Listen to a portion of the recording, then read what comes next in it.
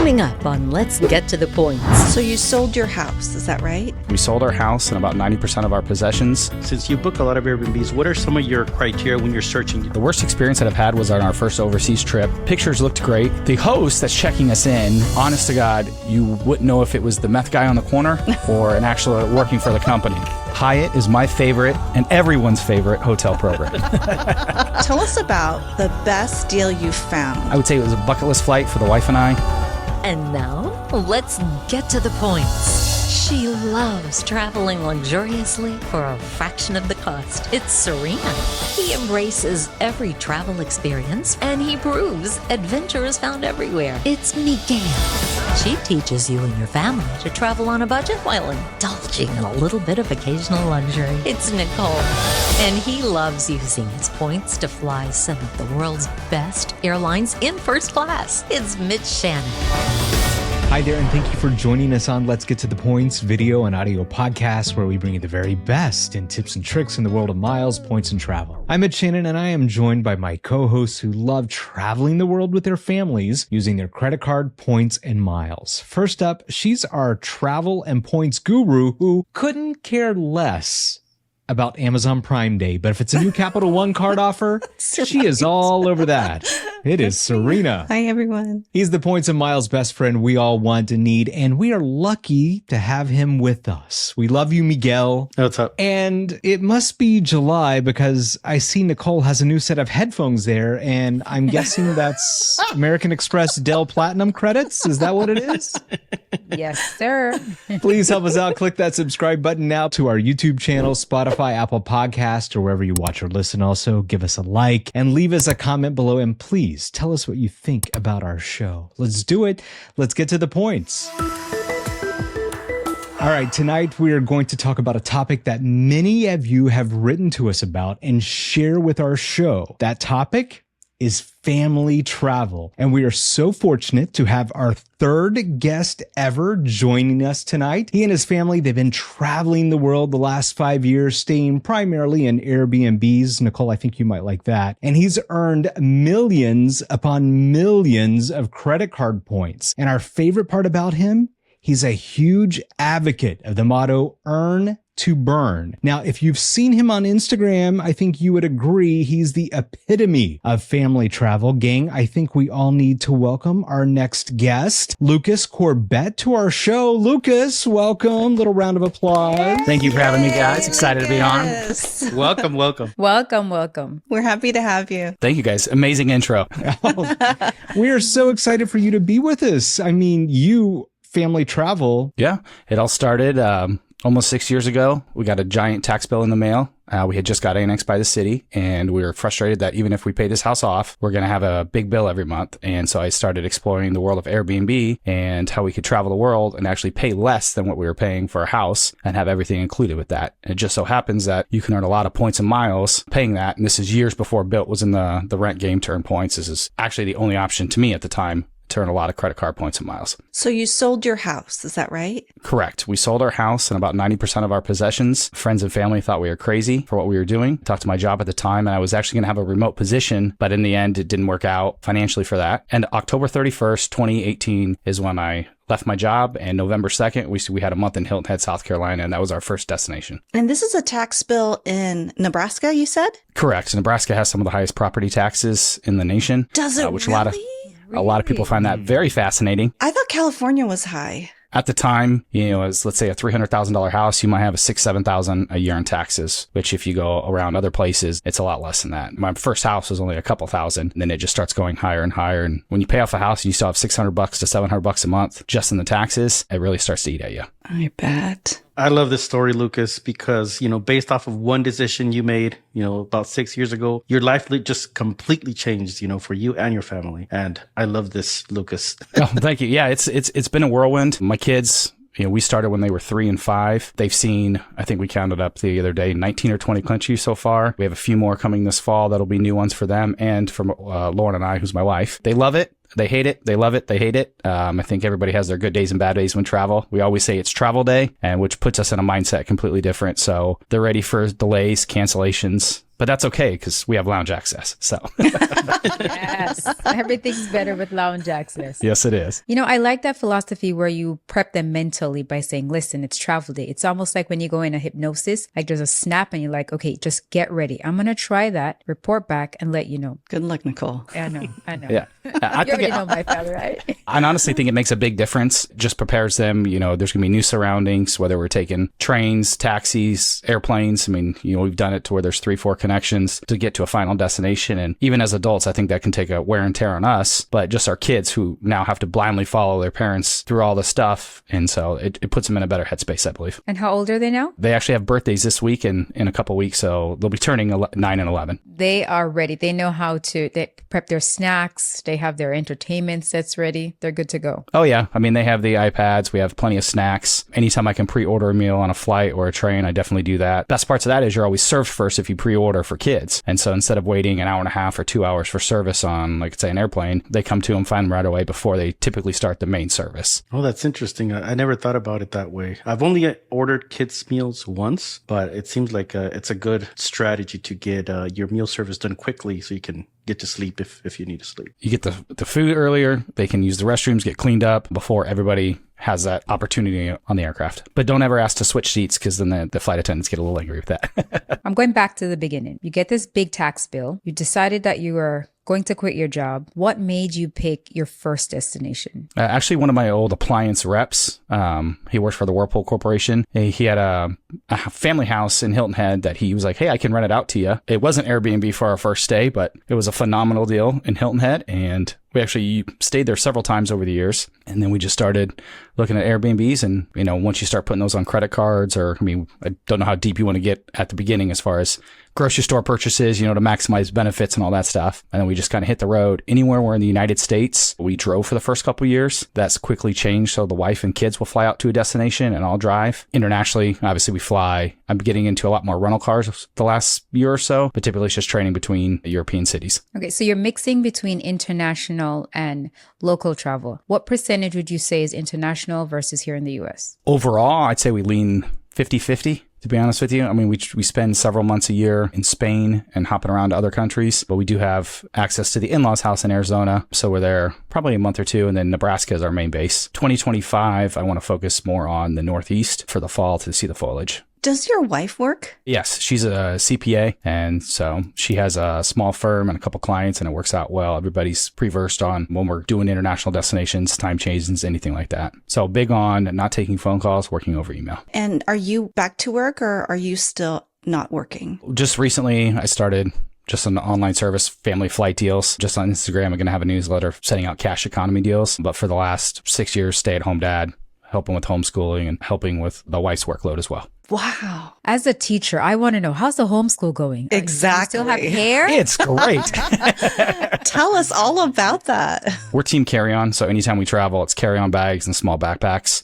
There are no big bags. Even when we travel overseas for 3 months, it's it's all carry-on. Can't remember the last time I took a large bag anywhere. Homeschooling, the first 2 years, we took all the notebooks, all the planners, how to do that. 3 years ago, we switched to Acellus Academy. They're based out of Kansas City. It's an all-online program. During COVID, the local high schools used it around here. Really beneficial for us because we're not toting around all the books and stuff anymore. When we get to a city, we'll find maybe a workbook or two as far for math and reading. But other than that, it's all online these days. How are you kids dealing socially, making new friends, moving to a new place, making new friends again? How are they dealing with that? I think they do pretty well. They're definitely in different cultures a lot as far as language barriers. Everybody always asks, hey, can you speak the language there? I can't speak any foreign languages. I know a little bit of Spanish and very, very little German. My wife can speak Spanish, but my kids, they're in different cultures all the time, but the playground is literally the world's sandbox. All the kids get along playing tag, soccer, sports. One of my best memories growing up with the kids, teaching a whole bunch of kids in Barcelona how to play baseball. Just lined up. I had a blast that day. I'm not sure if my son did, but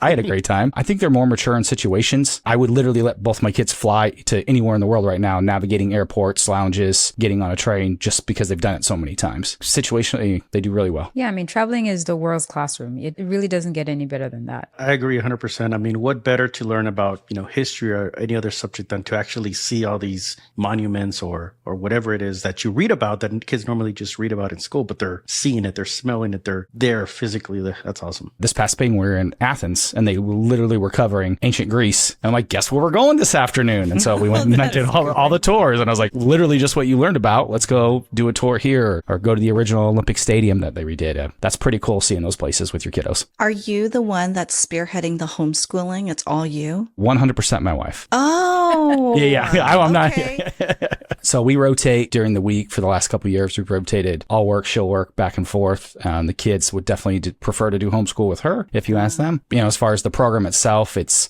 literally 6 months. It's basically being in school, but you have the entire program for the year, and it's a self-paced, which actually works out well because we'll time breaks around, okay, we're going to take a week travel to, let's say, Greece, but then next month we're doing Albania. We sightsee in the afternoon, schools in the morning. That actually works out, I think, pretty well. What was your first international destination with your family? I think you stumped me there for a second. You always remember your first. Actually, when we took off, we actually flew to London. So we did Phoenix to London. We were in London for a week, and then we kind of hit it heavy. Rome for a month, Barcelona for a month, and Nice for a month. I'm always checking the Schengen calendar. There's a website to track your travel to make sure you're good to go. I'm on there a lot. Even when deals pop up, I'll book the deal real quick. I'm like, oh man, I got to check. And so sometimes I have to cancel based off if I'm allowed to be there or not. The what calendar? Schengen days. To make sure you can be in the Schengen area overseas. It's a rolling 90 for every 180 days. Otherwise, you have to start the visa process and all that good stuff. Tell us a little bit more about that. For Americans, it's every 90 of 180 and it's rolling. I think they changed that just a couple years ago. If you want to say go to France and Germany and stay for 90 days, I would suggest only staying for around 80 in case you have any travel issues. So legally 90 days, and then you have to wait 180 days before you can do another full 90. It's a rolling calendar throughout the year, but you can exit and go. So say you're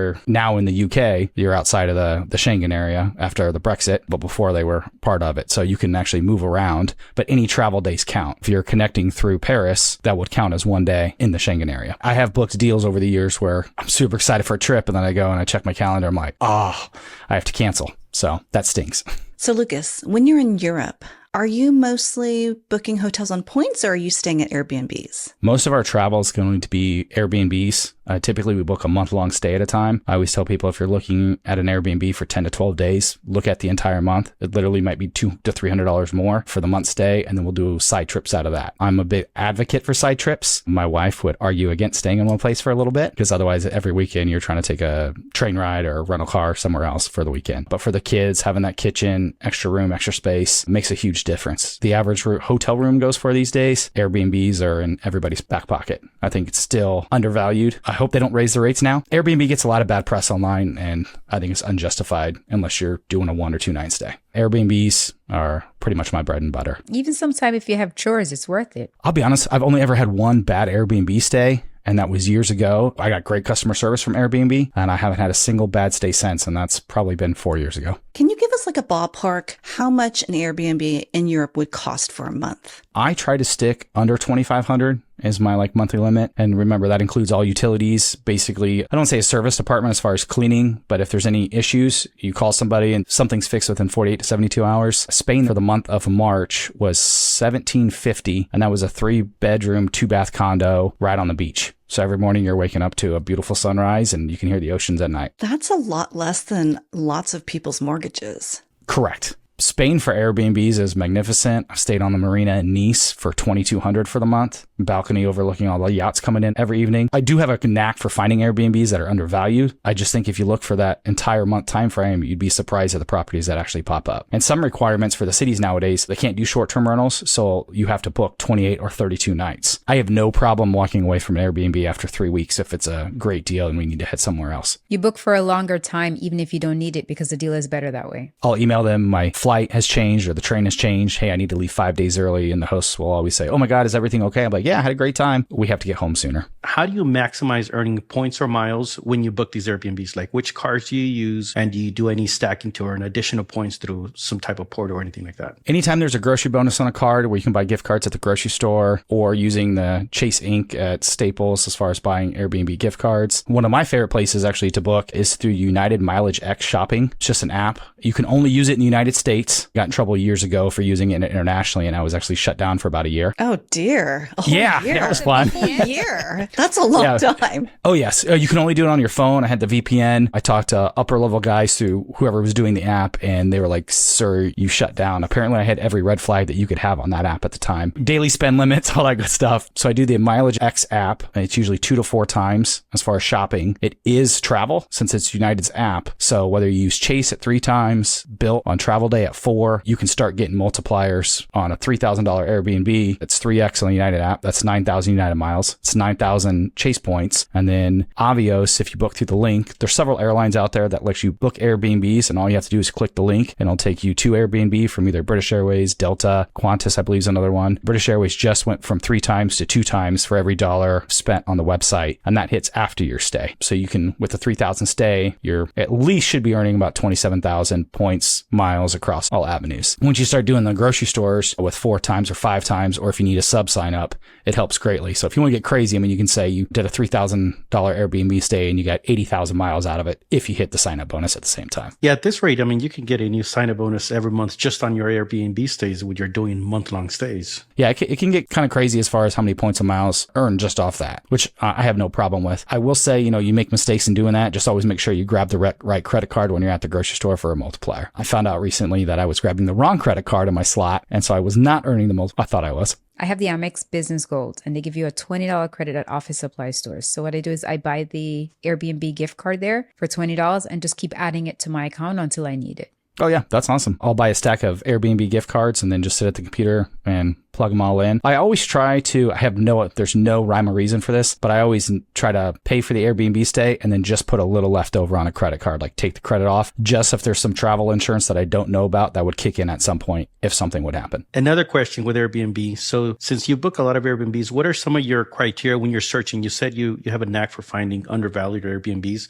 So what are the things that you search for, or how do you determine, what a good value Airbnb is? I'm all advocate for reading reviews on Airbnbs. I will go to the 30 days and not put in a plus. I think you can go plus 5 days on either or and just play around throughout the month. I'll go in and select a filter like plus or minus 5 days and go in and play back and forth to see what properties pop up. If there's any bad reviews, I try to see if there's a duplicate bad review, because I think that says a lot. You can tell a million things from the picture. You can have the best description in the world, but if I'm only seeing 5 photos of the Airbnb, it's automatically blocked. I do wish they had a feature that you could click, I don't want this property, keep it out of my search results. I think that would grow over greatly when I'm searching. Wish lists in Airbnb and heart it. Pictures, detailed description of the area. Always Google map it. I know that sounds crazy. Everybody's like, how'd you find the building? Give me just an outdoor shot of the Airbnb I'm staying in. 3 to 5 minutes, I'm doing Google Street Views of the entire area, whether it's finding parks, grocery stores. I think that works out pretty well. Yeah, that's awesome. I'm so happy you said this, because it takes me forever to pick an Airbnb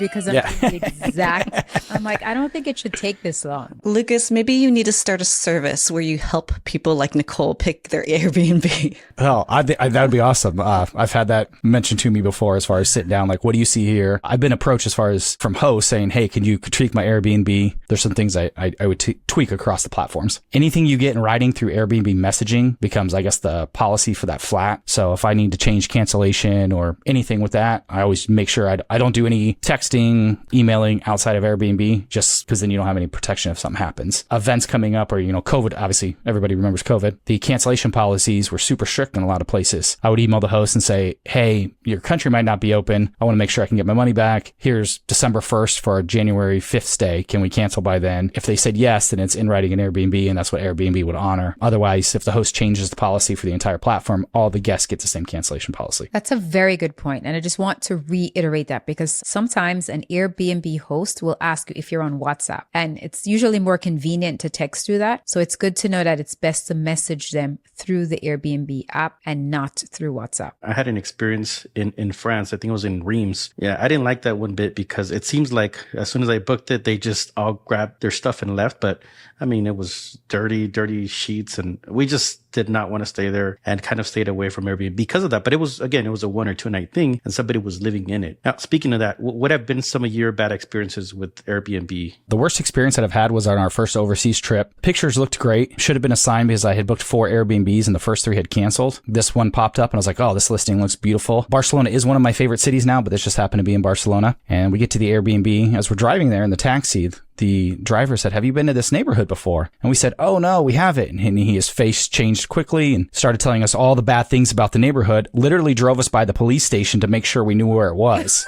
Oh my God. And so I'm looking in the back seat to my wife, like, what did I just do to the family? My cousin, who was 21, I believe at the time, she was going to come over and babysit for us for 3 weeks. So I'm like, I've put us in a horrible situation. So we get to the Airbnb and he goes, this sounds kind of weird, but I can't drive down the street to your Airbnb. For our safety in the taxis, we need to stay in the circles. There's just red flags going up left and right. And we're not even to the Airbnb yet. And I'm like, okay, we're going to walk away from this. We get to the Airbnb, the outside doors, real shaky to get in. We get into the flat. It's nothing like the pictures. The AC, there's flies, there's gnats. It's definitely a worn down flat and supposed to be a family friendly neighborhood, but it's like one of the most dangerous neighborhoods. The host that's checking us in, honest to God, you wouldn't know if it was the meth guy on the corner or an actual working for the company.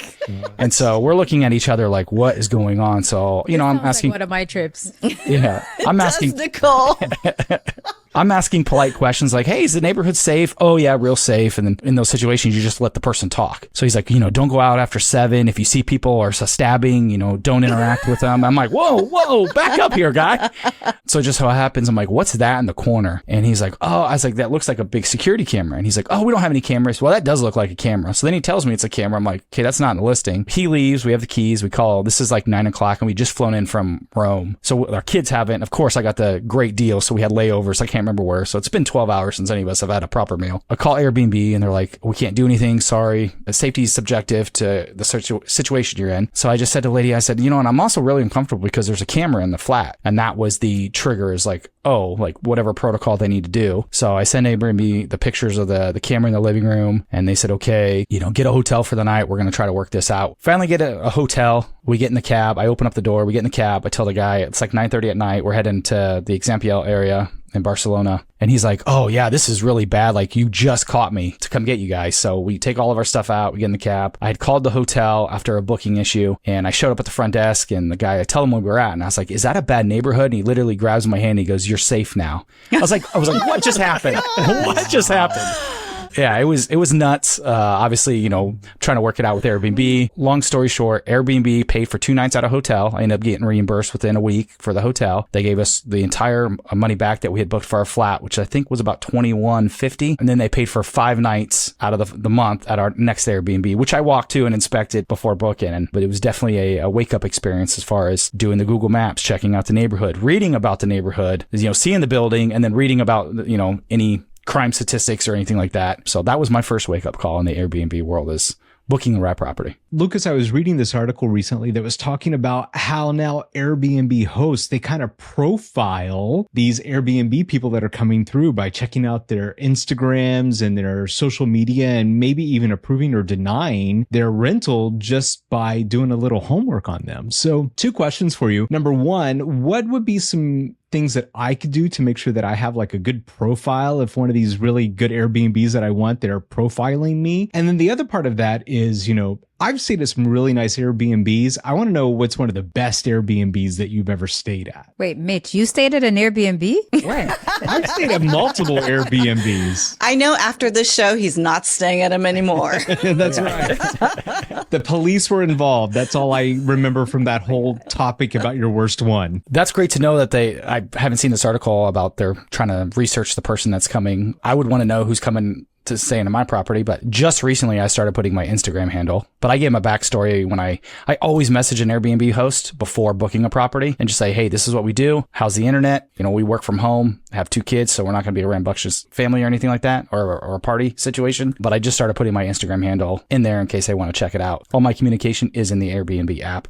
I don't stray outside from that. The best Airbnb that I think we've ever stayed at, I would have to go back to Spain. In Madrid, we were, I think, 5th or 6th floor, and we overlooked the cathedral and the royal palace. The most amazing sunsets every night. Every tour ended at our viewpoint. I mean, it was $1 million view. They said the night King got married, like 10 years prior of Spain, they rented that flat out for like $10,000 a night. That would probably be number 1. And number 2 would be, we were in Nice, France, and we had like 3rd floor right over the marina, which I didn't know how good the Airbnb was when I booked it. This was by mistake, but I took credit for it immediately. The wife and I were on a trip together. We went to Vienna to Budapest. I booked an Airbnb across the parliament. It just so happened to be there like the 500th anniversary of Independence Day in Hungary. There was 1 million people out spot on the street, every food vendor. It was insane. And we had a fireworks show literally 75 yards in front of us, maybe 100 yards on barges in the middle of the river. That was bigger than New Year's Eve in New York City. It went on for about 45 minutes. It was absolutely insane. And so, of course, my wife's like, this was amazing. How'd you book it? And I was like, that cost us $84.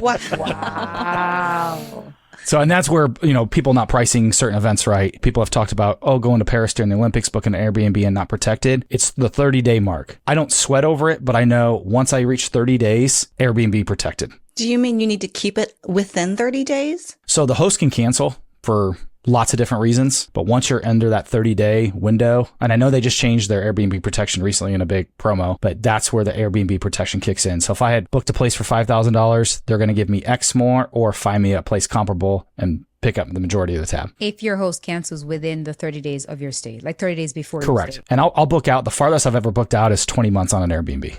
Lucas, have you ever negotiated for a lower rate on Airbnb by messaging the host? Absolutely. I encourage everybody to message their host to get any communication going. If I don't receive a response right away, and I always say right away, if they're 9 hours ahead, give them 24, 36 hours to respond. I think that's perfectly normal. If it's a decent price for the city, I won't do any negotiation. I'll just email them, booked it, and I know they have the time to respond. But if it's something where, okay, it's $3,200, but it'd be $2,800 would be in my budget, I'll say, hey, can we do $2,700? And then there's usually a little bit of room to negotiate. What I found in the last couple of years is when you'll email a host for a better rate, they're like, oh, absolutely, we can definitely take care of you. And the link they'll send you will be so much higher than what you could have booked that for Airbnb before you messaged them. So if it's at $2,500 and they'll be like, yes, we'd love to host your family for the month, yada, yada, yada. I'll go click the link and it might be $3,700. They were like, oh, I need that's priced wrong. I definitely tell everybody if they ever get a host invite, make sure the pricing and everything adds up to what you saw before. Or even write it down saying, what's the price on the listing? Have you done a month in Asia yet? I have not. Every trip we've planned to Asia has been canceled, partly due to COVID. Lauren and I are going to Tokyo, Singapore, and Kuala Lumpur this fall for a couple of weeks, just the two of us. This Airbnb, it's good, it's bad, it's making me have memories come back. But I want to talk about something that you and I have in common. Our love for Hyatt. Yes. Hyatt is my favorite and everyone's favorite hotel program. Thank you very much. Maybe we should insert a photo here with you in your shirt. Last Saturday or Sunday, I was like, man, I wonder if there's I Love Hyatt shirts like I Love New York. So type it into Amazon, it pops up. And I'm like, oh, this is awesome. Oh my God. I thought you made that. Okay. I did because story. Okay. Amazon was 12 days to get it. And so I just started calling local t-shirt shops, and then t-shirt shop across the river was like, yeah, we can make it and pick it up, the next morning. And I was like, this is perfect. Okay. So do you remember Travel Like a Billionaire? She was at the meetup in Chicago with us. Yeah, Victoria. So Victoria saw me. I went to the meetup in DC and she's like, you have to come and see this guy. You have to meet him. He has on an I Love Hyatt shirt. And I'm so sorry I didn't take a picture with you, but I was like, oh my God, where did you get this shirt? You'll be seeing one of those shirts very soon on this podcast. Awesome.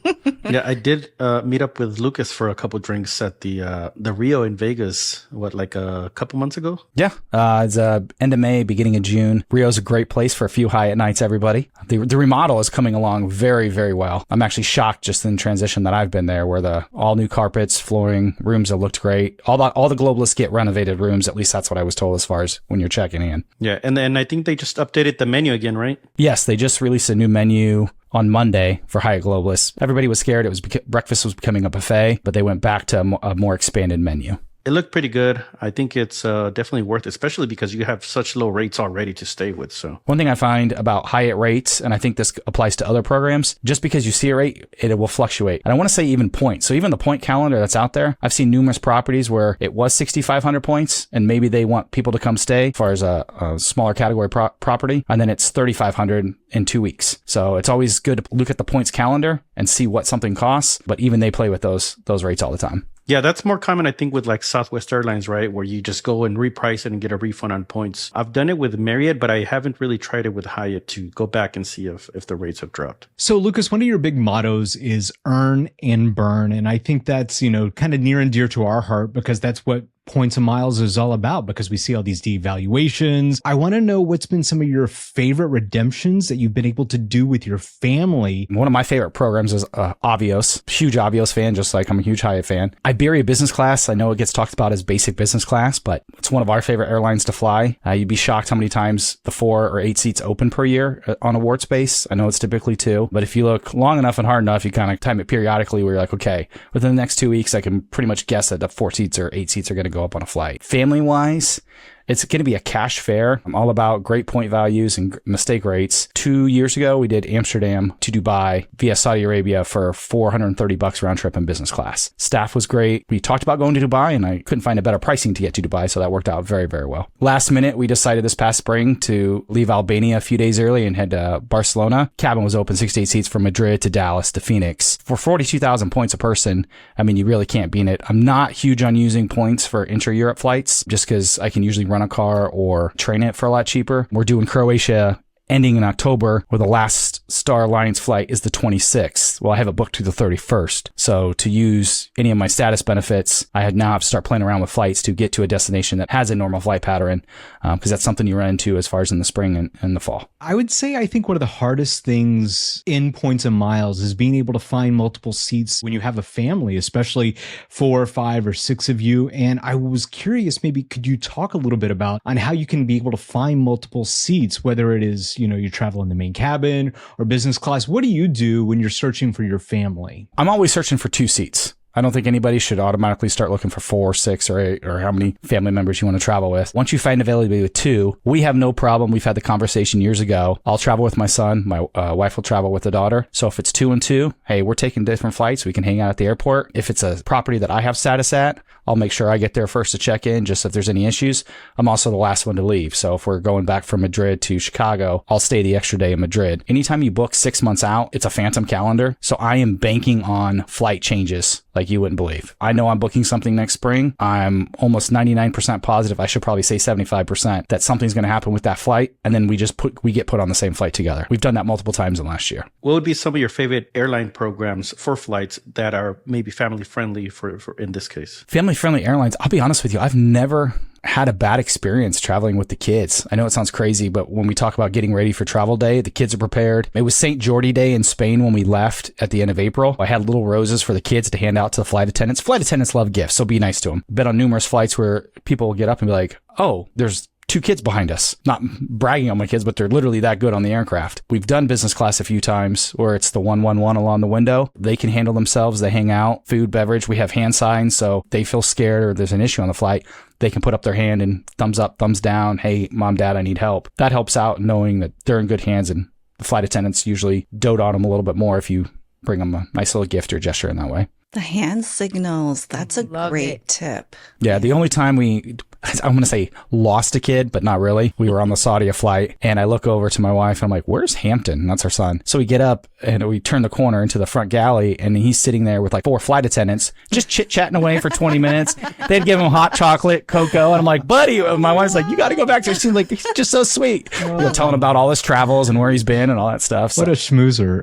Yeah, I know. I was like, buddy, I was like, I'm trying to get a drink back here. No, I was kidding. It's a dry airline, but they had great coffees and teas. So on your question about family travel, I'm all for great cash deals as well. A lot of airlines will pre-seat families together under, I believe it's 14. If you book an Allegiant or Frontier flight deal, they will typically book the family together. I mean, yes, they want you to pay for seats. I mean, it's their business. They want everybody confirmed to sit together, but it's in their like terms and conditions. We'll do everything possible to book families together. As far as one adult next to one kid. So you might be separate on the plane, but you should be sitting next to a family member. What is your percentage between business class and main cabin? If it's family wise, I mean, we do probably 65% in economy versus business class. If the wife and I are traveling, I try to make sure it's business class or first class, depending on the airline. And that's where you're cashing in the points redemptions, doing it around the world trip. So Lucas, going back to finding good cash deals, you mentioned earlier family flight deals. So what is this project that you're starting? Yeah, it's a project that I just started with in the last couple months. Family flight deals on Instagram, family flight deals on X now, not Twitter. And I'm going to start a subscription-based, just economy deals, maybe the one-off premium economy or business class flights, but it's just going to be family flight deals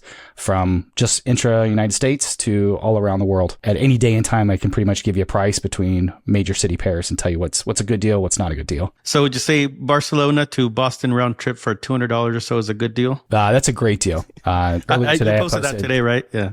Yeah, 221 round trip and it's on nonstop, which is crazy. It is operated by level, so you're going to have to pay for a bag or two. Cash deals, points and miles. There's always up, very little go down. 15 years ago, we went to Europe and my sister paid almost $1,400 for a ticket for each of us. Anywhere we've traveled in the world, it's $650 or under. Is your service free? Right now, I'm just posting deals for free, but I do want to start a subscription-based email list. In the next month, it'll be up and running. And then, as you know, in the points and miles world, space is usually gone and or cash. I hate when I see Tuesday's the best day to book a travel deal. That's where it's at. I have got my best deals on Friday afternoon. The stuff I've booked on Friday afternoon, it's crazy. Now they're going to switch it. Friday afternoon is the best day to book. I'm telling you, it blows my mind whenever it's like it's Tuesday or Monday, or you see it on the Today Show. It's like Tuesday afternoon. This is what you want to do. The best deals to me I've booked over the years are Friday afternoon. And Lucas, with your flight service, will it also include points redemptions as well, or just cash? Just sticking to cash deals. Tell us about the best deal you've found so far that you're most proud of. I would say it was a bucket list flight for the wife and I. She always wanted to fly Lufthansa first, 747. There you go. She's going to get a 747 tattoo at some point. So we were actually in the Azores flying back to Boston. It was a TAP Air flight deal, 550, I believe, or 575 round trip from Boston to Ponta Delgada with a connection Lisbon. Well, on the flight back, we actually got stuck in Lisbon for 5 days. And on the third night we were there, I just happened to look up life miles, and it was Lisbon to Frankfurt to Chicago, I think for 82,000 life miles in first for each person. And I think that was one of the best bucket list redemptions for flight deals. Traveling with family, how do you guys handle medical emergencies, doctor's appointments? Do you have an insurance plan? Is it an annual plan or a per trip plan? We have a cost sharing plan that's not traditional insurance that we pay every month for, that I believe has worldwide coverage. So I do have Seven Corners insurance that I buy for every trip individually. They do a year plan, but I usually buy it in 6 to 8 weeks times. And for the family of 4, that's typically $300 to $400. Always add hazardous activities, because you'd be surprised what's in there as far as walking up X amount of steps, or if you did an ATV tour, anything that you would do outside of normal. We had an instance this past spring in Barcelona. We're outside La Sagrada Familia Church, and my son fell off the platform at the playground right across the street, about 6.5 feet up. We knew immediately when he landed that he broke his arm. He broke his wrist in 2 spots. And so we ended up taking a taxi to the hospital. All said and done, between, I think, 3 x-rays, 2 hospital visits, an ambulance ride from one hospital to the next hospital. Cash price was $484.48. And that's setting and casting, and then they cut it right before flying to make sure we were good to go. Spain has phenomenal healthcare. Everybody was super great. Seven Corners were great. I was reimbursed within 72 hours after submitting my medical expenses to them. I can't get a traditional health insurance for an entire year overseas because I don't have a traditional insurance in the States. They actually sell a plan. I think it's only like $250 an individual, but it's good for the entire year's worth of travel. Since I don't have that, I have to go a different route with it. Talking dentistry wise, my daughter had to get a tooth pulled in Alicante, Spain this past spring as well. For the appointment and the removal, it was $60 or 60 euros, which I find shocking because here you would pay, still pay that with insurance and everything else. Mm-hmm. And I thought the doctor said it was 60 plus 50. And I was like, well, it's only 60 euros. And she's like, oh yeah, it was only $10 more to take the tooth out. Both kids have braces. And so we time braces appointments. The orthodontist here in Omaha has been super great as far as planning appointments. Okay, this is when we're coming back. This is when we need to do stuff. We have zero issues as far as doing any medical. As you guys know, traveling overseas, you can get so much more done at a pharmacy office, talking with the pharmacist. If somebody's sick, has the flu, it's almost like they prescribe everything. And then you're good to go from there. So is Seven Corners just medical coverage, or does it also cover trip protection and interruption as well? You can actually add that on as far as travel, medical, if you need it in the United States as well. I only do medical. Every trip I book on, I make sure I'm using the right credit card as far as trip protection, delay protection, cancellation. So you're relying solely on your credit card benefits for the travel portion of insurance? Correct. Yeah, I've never bought any extended rental car, supplement, anything like that. And I've been paid out multiple times. I think a lot of them have 2 or 3 claims per year you can do per card. Once I get a claim on a card, I just kind of note it that, okay, I can't use that one for the next 6 months or however it's worded in the card's T's and C's. Any particular card that you've had the best experience when you submit a claim? Claim-wise, I feel like Chase pays a little faster than Amex. The last couple times I've used the Amex trip protection, it seems like I'm on day 90 because a lot of them you have 90 days to finish everything. I'll be on day 90 and be like, hey, I've submitted everything. And they'll say, well, no, we haven't gotten anything. Day 105, well, you're out of your claim benefit program. I'm like, no, I'm not. I've submitted everything. And then you finally get somebody on the agent. Oh yeah, it looks like you submitted everything 72 hours after you turned everything in. Definitely think there's a lot of follow-up, whether you're doing Chase, Amex, Capital One. That's the only one that I've had like issues. I think I've had it twice where it's taken 3 months to get paid. And always make sure you're using the card that you booked the trip on for any incidentals. So if you get stuck at the airport and it's delayed or canceled, don't pull out a Capital One card, buy family dinner, and then expect to turn that receipt into American Express or Chase, because that does not work. That's a great tip. So use the same card. Correct. Yeah, make sure whichever the flight is booked on that your coverage, make sure that's the card you're using for all expenses. That's very interesting because with a delay, for example, and if you have to get a hotel room, you would think you would pull out your Hyatt card, right? But you should be pulling out your Sapphire or whatever card you use for the incidentals. The CSR is like my go-to. If I had one credit card, that would be the one that I would keep in my wallet. I've heard great data points on submitting claims with the Sapphire Reserve. So that's great to hear firsthand from you that you've had a great experience too. There's a few credit cards out there that will only do coverage if the trip's round trip, but Chase, you can do a one-way and not have any issues. Lucas, what you are doing is what a lot of us don't have the guts to do, but want to do. And so I love your story because it's so different. And for those of us that are on the fence about selling their house and taking their kids on the road, can you tell us what tips do you have for families who are thinking about doing something like this? Yeah, explore all your opportunities. I mean, everybody's safe in their home environment. There's a ton of people that never leave their bubble. You'd be surprised what's out there. I always get, you're going to that city or that country, that's not safe. It's always the next destination's not safe. But when you get there, you're like, I don't ever want to leave this place. The people are amazing. There's job opportunities remote that you can be anywhere in the world. Our thing is if you have a laptop and internet, there's so many jobs that are available that you can pretty much do anywhere in the world. Just make sure your time zones line up. And how many more years do you think you'll be doing this with your kids? Well, when we started out, it was a 1-year plan and we just keep going and going. Currently, we're booked out through June of 2025. We already have plans, but nothing officially booked for fall of 25. Honestly, I don't think there's any end in sight. As long as we can continue what we're doing and everybody's happy. I don't know if we'll ever own a house again. You know, there's so much world to the sea, and I feel like all the places we've been, we've seen very little. Did you guys hear that? He's booked out until June of 2025. So you need to call ahead to plan. Yeah. I have a few weeks that I'm like, what can we fit in? What can we fit in? How lucky are your kids that you are giving them this opportunity to see the world? Because, you know, take this with a grain of salt. I have no kids, but I think one of the best gifts that you could give your children is giving them the opportunity to see the world and experience different cultures and different races and everything that's beautiful about this. So how lucky are they that they get to experience that, and how great it is that you're giving that to them? They would agree with you some days. And I'm very excited that they're seeing all the world. I mean, with what they've seen so far, but everybody we run into is the kids have to be so excited. This is great as far as character building and just being all the cultures that are out there. But it's also when they're older, they're not going to be afraid to, hey, I want to go to Germany for the next 2 weeks. I want to go to Morocco. You know, we bought a leather jacket the Medina, the city in Casablanca, the old city that was fireproof. And before the guy told me it was fireproof, wow, he took the torch out to my son on his arm. He's like, see, it's fireproof. And I was like, oh, okay. Wow. So it's, you know, it's having those experiences, but you know, they joke about it, but he wants to be a pilot. You know, he turns 9 in a couple of weeks, but he's always like, Dad, how much is this first class ticket? I'll give you a 20% discount. I was like, no, buddy, that's free. I mean, next to a trust fund, this is a gift that keeps on giving. You know, the friends we've made around the world, and now you can go back and visit people. I think that's helped greatly. When you're like, hey, you want to go see so-and-so? We're going to be there for a few days. And it's always good when you're traveling to a destination, either meeting somebody or hanging out with a friendly face for a week or two. I'm so excited that we had this opportunity to talk to you, Lucas. I personally have learned so much. Some of us may be staying in an Airbnb pretty soon. Right, Mitch? I don't know about Mitch.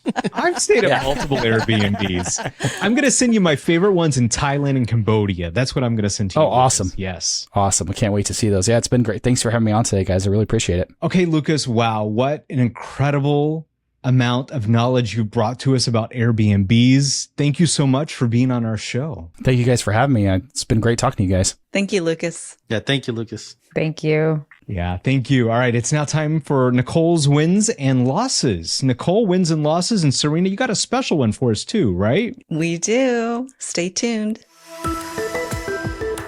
It's now time for our wins and losses this week. And Serena, you got an extra special one for us tonight. We have a very special win to share today. So way back in episode 3, when we first started the show last year, we had a viewer named Michelle who asked us a question. And she asked us how she should get started. Fast forward to now, and we are happy to report that Michelle and her family were able to experience business class for the very first time a couple of weeks ago. They had a very fun experience, which started in the United Polaris Lounge at SFO. And let's take a look and see how it went in their own words.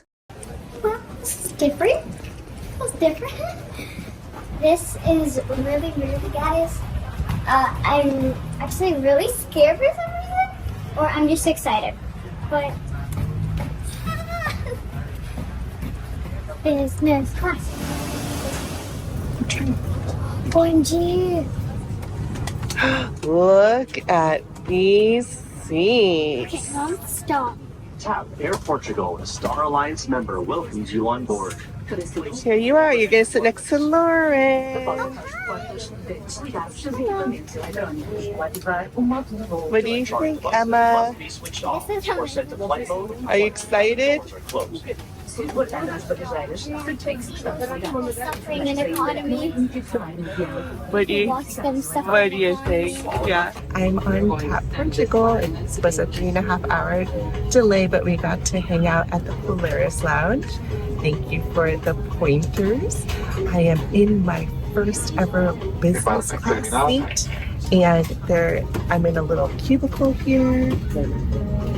Got my little champagne or bubbly. Here they are. I'm so excited about points and miles. Thank you so much. Let's get to the points. I can't wait to do more traveling. Thank you. Let's get to the points. Michelle's family flew from San Francisco to Lisbon, Portugal on TAP Air Portugal for 70,000 points per person one way. This same flight can be redeemed for fewer miles if you transfer to Avianca Life Miles. This would instead cost 63,000 Life Miles instead of 70,000 Aeroplan miles. I think Air Canada's website is easier to work with for people who are redeeming points and miles for the first time, so I'm really glad Michelle was able to book this with Aeroplan and not have any issues. There's this one sentence that Michelle wrote to us, and she said, "The 10 hours passed by so quickly." And that's so true because time flies when you're having fun. Michelle, thank you so much for sharing your experience with us, and we are so happy that we helped. Yeah, very sweet video. Thank you, Michelle, for sending that to us. But Serena, I think you missed the best part of this video. Can we play it? Let's play it. All right, here we go. You guys ready for this? Here we go. Mom, you raised bougie kids. Bougie kids. Oh, wow. Reminds me of my child. That's great. I love that story. Nicole, what other wins and losses do you have for us this week? This week on Wins and Losses, I'm going to save the very special one for last. We have families reuniting, people talking about missing meetups, and so much more. Savvy saving Stephanie. Her daughter is moving to Miami, and she's status matched with Choice to Diamond via Cambia and is staying in the Fort Lauderdale Hotel. Riveria Rocio. My loss is not meeting you at the meetup in DC. That was so touching. We are planning another meetup, so stay tuned for the details. Do you guys remember Bizou from the Chicago meetup? So she told me that she booked her AA flight and she's coming to travel more to see me speak. That's a win for me, I think. Great, Bizou. The Hawaiian Mama, she booked the Hyatt House Anaheim for Disneyland next week using Seats.aero alerts. We love those alerts. And C. Romero Jr., his win is that he booked Air France business class for 50,000 points per person to France. Congratulations. Now, I met this gentleman in Miguel's Discord group, and we talk all the time. And he is expecting a baby soon. And he's having a lot of FOMO about missing all these points and miles deals. When Fine Flights for Me dropped availability on Q Suites, he went ahead and sent his wife a message asking her, should we book a trip to the Seychelles? And before she even responded, he was like, book it and forget the rest. Book now, plan later. In fact, he actually quoted you, Miguel. So this gentleman will be going to the Seychelles with his new bundle of joy and his wife in Q Suites. Oh, that is so special. Amazing. So we love to hear all your wins and losses. Send us a message or even send us a video and we can feature it here on the podcast. Great wins and losses, Nicole. And thank you, Michelle, too. It looks like you had a fabulous trip. Let's get to the point. Thank you. Let's get to the point. Great show, everyone. I want to thank all of our hosts. It's Serena. Bye, everyone. Thank you, Miguel. Later. And we'll see you next week with those same headphones, Nicole. Yes, you will. See you guys next week. The audio was good, right? Yes, perfect. Okay, good. And I've been Shannon. Make sure you sign up for our email newsletter and get the very latest in everything going on in the Points of Miles world. And we'll see you all here next Friday. Special thanks again for Lucas Corbett for joining us tonight. And thank you for watching and listening.